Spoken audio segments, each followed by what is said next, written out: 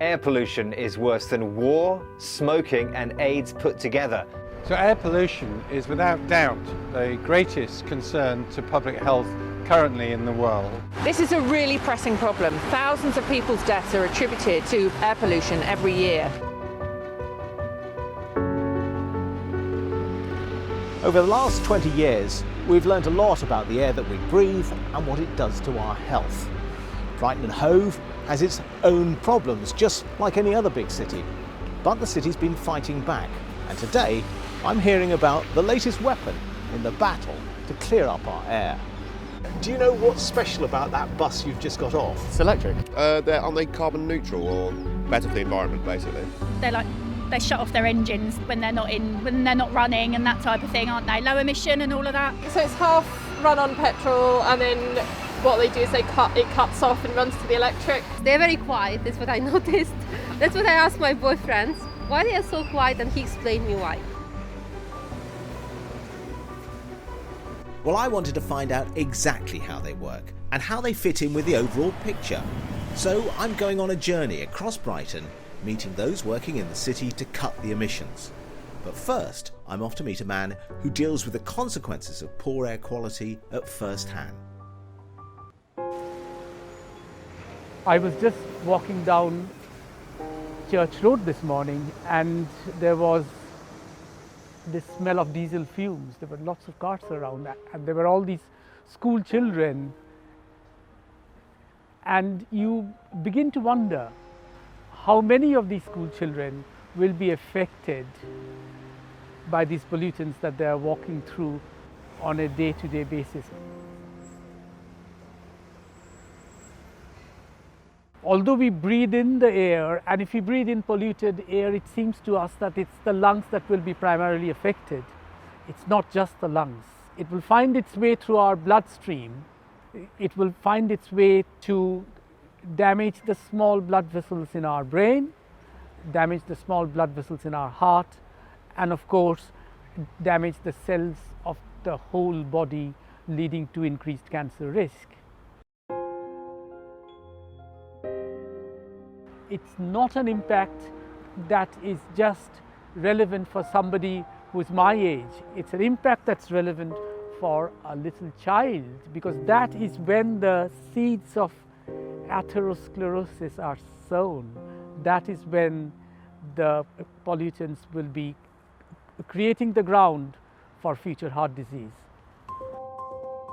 Brighton and Hove City Council has responded to the dual threat of poor air and climate change. In 2015, it created the Bus Low Emission Zone, and in 2018, it vowed the city would become carbon neutral by 2030. Improving air quality will drastically improve our lives in so many ways. It's not just a one issue. It affects our health, our environment, and it's linked to social justice, and it's something that COVID-19 has really highlighted, because obviously the nature of the pandemic attacking our lungs, so people are really interested in this issue at the moment. And it's thought that over 50 people a year in Brighton and Hove die prematurely due to toxic air pollution. So that's how serious it is. It really is a matter of life and death. One street in Brighton has been linked to poor air more than any other. 18 months ago, it was named one of the worst in the country.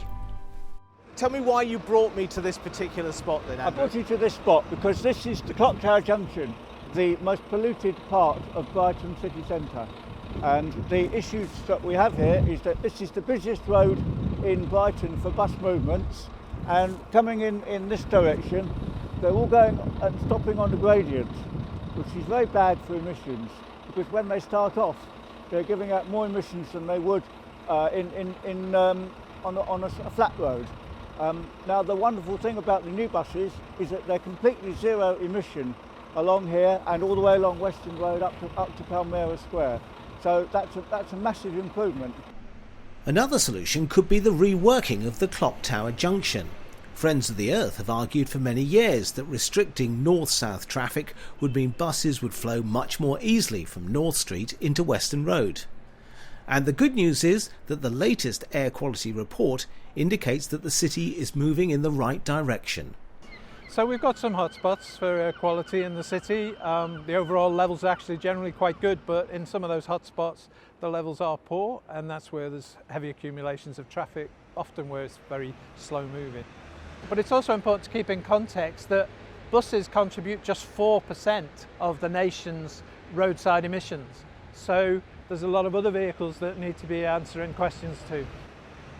Are buses part of the problem, or are they part of the solution? Very much part of the solution. Remember, a bus can carry, in normal time, a bus can carry 70 or 80 people in the space of perhaps 2 or 3 cars. It's just obvious, really, that you can get more people onto buses, you can get more cars off the road, you can improve the environment, and you can get people around very easily in this city. So if buses are part of a greener future, they're going to have to get cleaner too. The Low Carbon Vehicle Partnership has been helping bring together businesses to lower carbon emissions and clean up the air. 2 decades ago, air quality emissions were not a major concern for people. It was more about fuel efficiency. And so from an air quality perspective, buses on a per vehicle basis were quite bad. We've come a tremendously long way. So the latest Euro 6 standards, they demonstrate sort of a 90% improvement on where we were, even just 5, 6, 7 years ago with the Euro 5 standards. So we are getting to near zero emissions when it comes to new vehicles coming out, new buses coming out. They're very, very, very clean. The very latest buses have been on the streets since October 2019. The first 30 rolled out on the number 5 route, and now 24 others are being introduced on Route 1 from Whitehawk to Mile Oak. In the last few years, the introduction of hybrids and hybridizations alongside the Euro 6 standards means that you've combined the two challenges around air quality and climate change.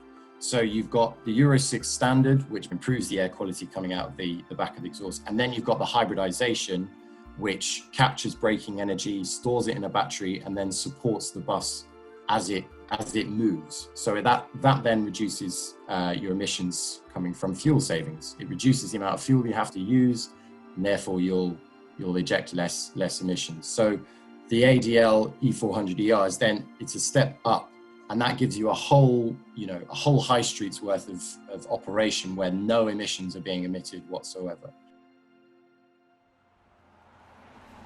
Well, it's time to find out how these buses work. I'm here at the Conway Street bus station, and we're going to have a look under the bonnet.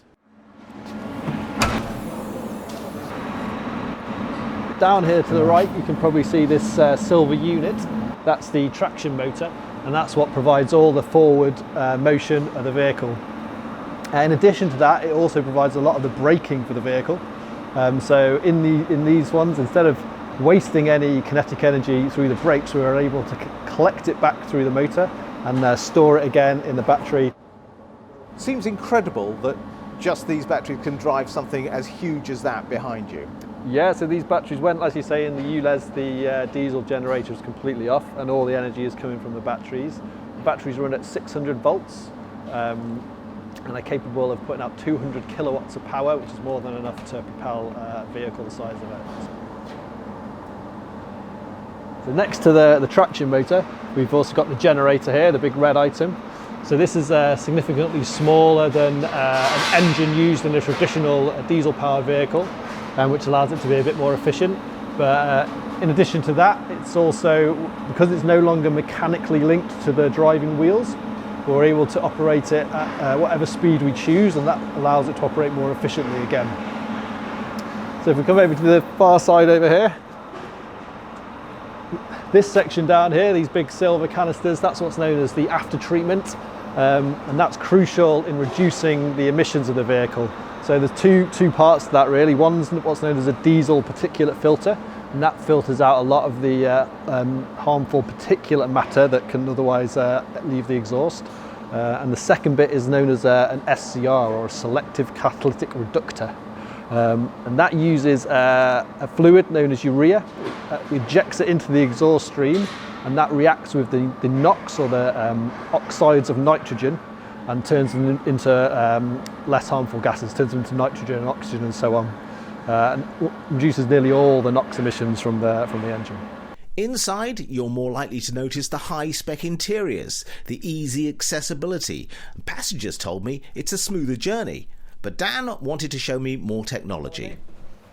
So the vehicle's fitted with a GPS system. It has a GPS antenna on the roof.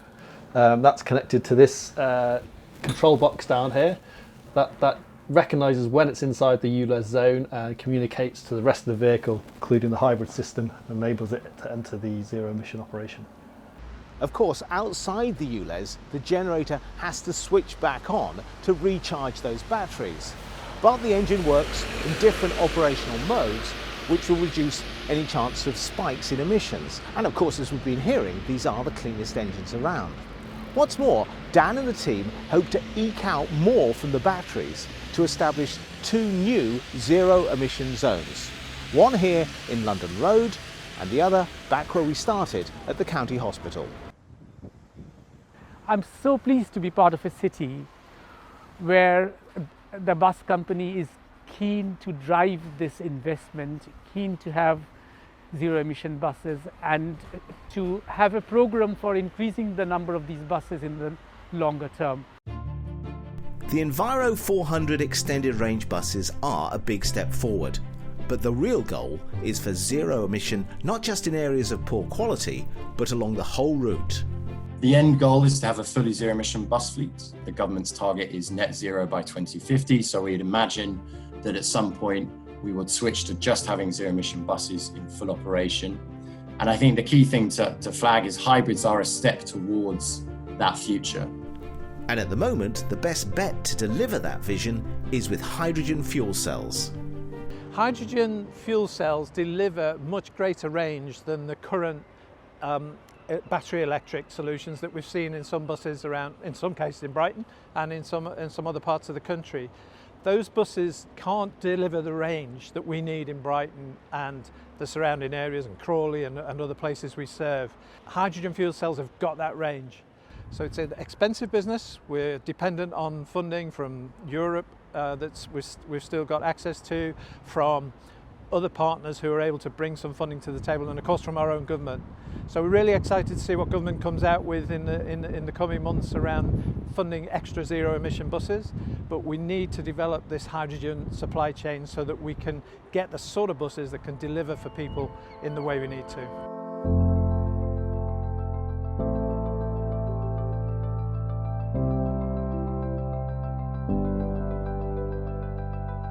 I think I have a greater sense of urgency than some other politicians in the city.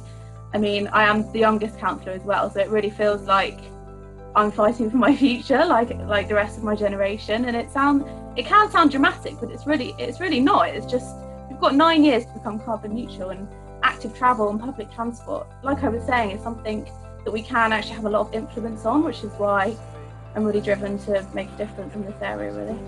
Are you optimistic? 100% optimistic. Absolutely optimistic for the future, for our city, for our planet, and optimistic for our services, because the need for mass transit is going to remain. In fact, if anything, it's going to be more and more important if we're going to fight climate change, that we're able to switch people to mass transit options. The way it's done will change. We'll keep evolving it, and we'll keep learning new ideas and developing new thinking. But it's very much here to stay, very much an important part of the solution for the future.